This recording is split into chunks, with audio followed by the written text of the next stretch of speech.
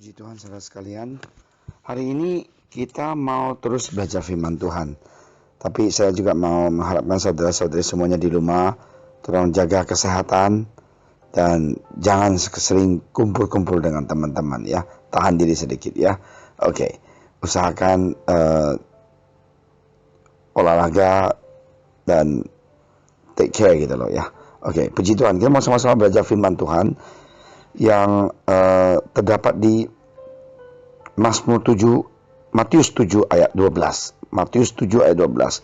Segala sesuatu yang kamu kehendaki supaya orang perbuat kepadamu, perbuatlah demikian juga kepada mereka. Itulah isi seluruh hukum Taurat dan kitab para nabi. Mari kita berdoa. Terima kasih Tuhan Yesus atas firman Engkau yang begitu berarti.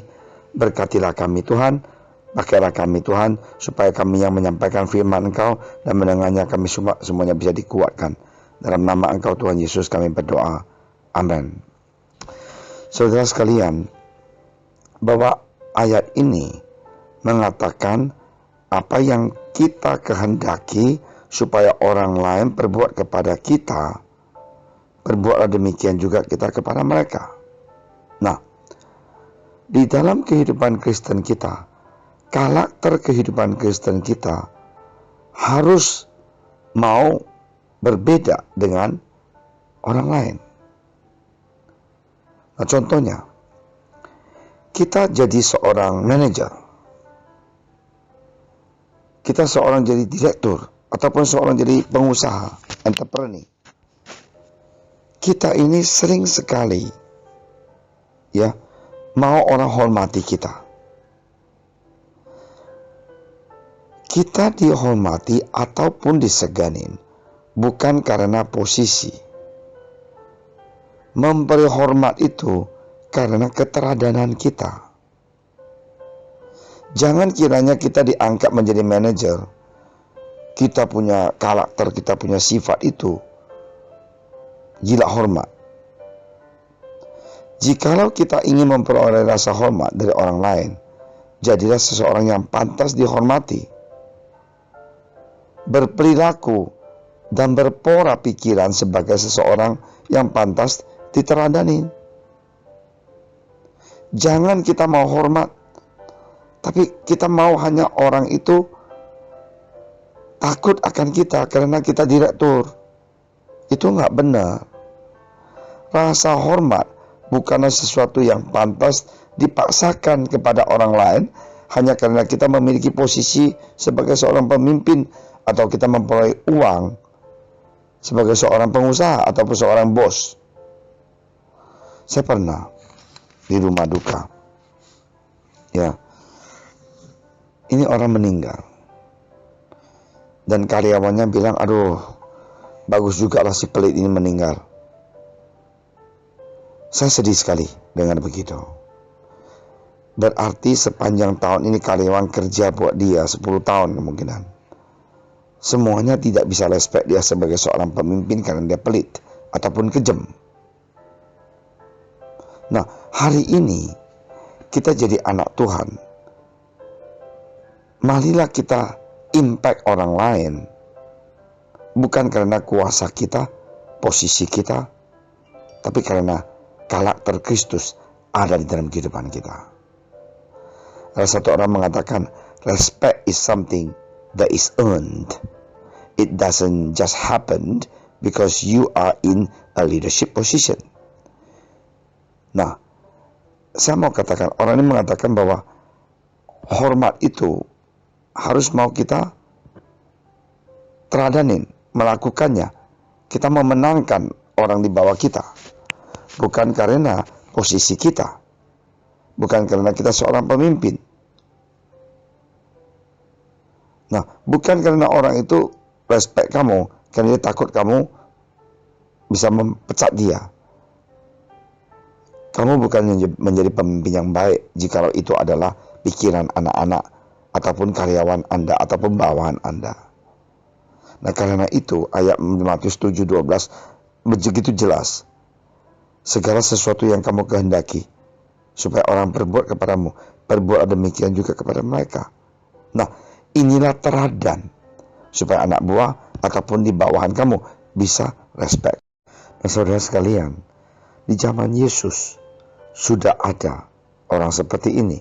Di Matius 12, dalam pengajaran Yesus, dia berkata, hati-hatilah terhadap ahli-ahli Taurat yang suka berjalan-jalan memakai jubah panjang dan suka menerima penghormatan di pasar, yang suka duduk di tempat terdepan di rumah ibadah dan di tempat terhormat dalam perjamuan. Tuhan Yesus sudah ngajarin kita, jangan kita seperti orang-orang ahli Taurat, orang Farisi. Kita maunya dihormati, kita mau disanjung, kita mau orang itu takut dengan kita, segeneng dengan kita, dan kita merasakan bangga. Itu bukan karakter Kristus. Yesus begitu rendah hati, dia sampai membasuh kaki murid-muridnya. Nah, inilah teladan yang luar biasa sebagai seorang pemimpin. Ya, Yesus, dia baik sama kita dan dia rendah hati. Dia mau menunjukkan kepada kita anak-anak dia bahwa aku datang ke dunia ini bukan dilayani, melainkan melayani. Karena itu teladan Yesus harus kita belajar dan kita lakukan seperti Yesus. Nah, sering sekali kita jadi anak Tuhan. Kita bermegah karena kesuksesan kita. Kita bermegah karena kekayaan kita. Kita bermegah karena kepintaran kita. Justru jadi anak Tuhan, biarlah karakter kita di kantor bisa menyinarkan orang lain bahwa Kristus ada di dalam hati kita. Kita sebagai seorang pengusaha, biarlah kasih Tuhan, biarlah kuasa Tuhan bekerja dalam hati kita, bahwa kolega kita, orang bisnis dengan kita, mereka tahu kita ini beda dengan yang lain. Hari ini saudara sekalian, marilah kita jangan menyerah. Kita mempunyai karakter yang baik seperti Yesus. Kita cinta Tuhan dan belajar sifat dia dan karakter dia. Di Yohanes 7 ayat 18, barang siapa berkata-kata dari dirinya sendiri, ia mencari hormat bagi dirinya sendiri.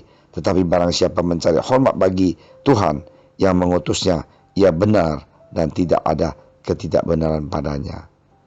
Ya, marilah kita ingat, jangan kita mencari kehormat di dunia ini. Ya, demikian juga di diaken-diaken, haruslah orang terhormat, jangan bercabang lidah, jangan penggemar anggur, jangan serakah. Nah, inilah kita punya sifat. Jangan kita serakah, jangan kita seperti orang Farisi. Kita mau mencari apa? Mencari nama. Ya, kita bercabang lidah. Sebentar A, sebentar B. Di mana ada uang, kita deketin saudara yang ada uang. Bohong sana, bohong sini. Jangan. Yesus mau karakter kita itu seperti dia. Ya, puji Tuhan. Marilah kita minta Tuhan Yesus mengubah kita, membentuk kita, supaya kita punya karakter bisa menuju seperti Kristus. Ya, mari kita berdoa. Tuhan Yesus, terima kasih Tuhan atas hari yang indah ini. Kami semuanya bisa belajar firman Engkau, supaya kami bisa memiliki karakter yang baik. Terima kasih Tuhan, terpujilah nama Engkau. Sekali lagi kami serahkan bangsa negara kami ini, supaya kami mau lihat mujizat terjadi Tuhan, bahwa Corona COVID-19 ini akan cepat berlalu dan kita akan memiliki kemenangan. Dalam nama Engkau Tuhan Yesus kami berdoa.